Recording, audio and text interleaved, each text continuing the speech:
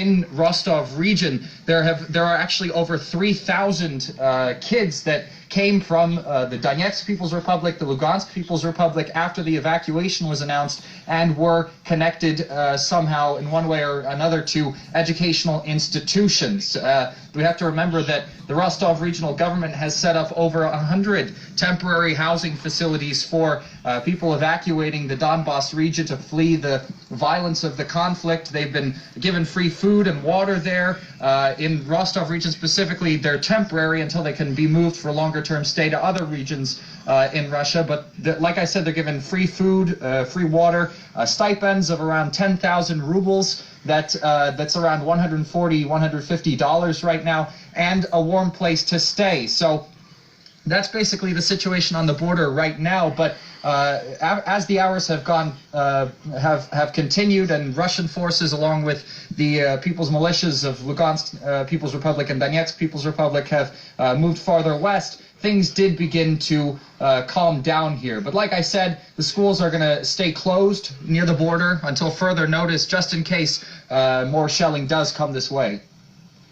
All right, RT's Donald Corder reporting live for us here on RT International, continuing our breaking news rolling coverage here on this channel. Thanks very much for that.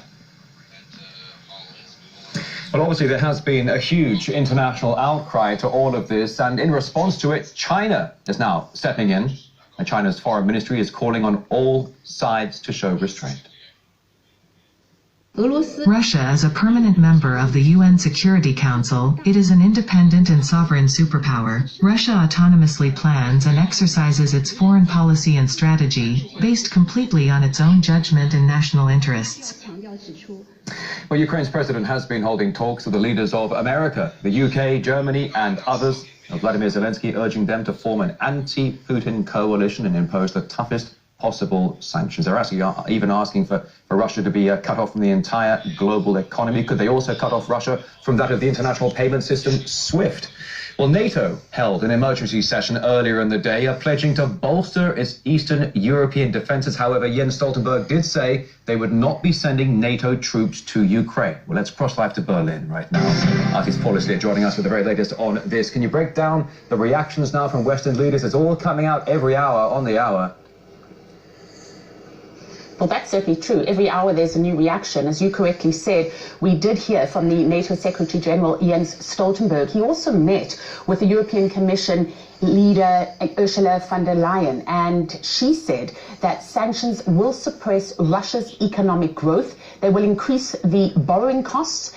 They will raise inflation, intensify capital outflow, and gradually erode Russia's industrial basis. Another point she made is Putin chose to bring war back to Europe. Now, she's a little bit misled with that, because you need to remember, of course, that war erupted 8 years ago. That is in 2014. And politicians really have turned a blind eye to the situation in Donbass since then. The Western media is really presenting this as a new kind of war. But as I say, it's been raging for the better part of 8 years. Since 2018 alone, you have 381 civilians who have been killed, and those figures are according to the United Nations. The vast majority of them are in these new republics. That is over 80% or more.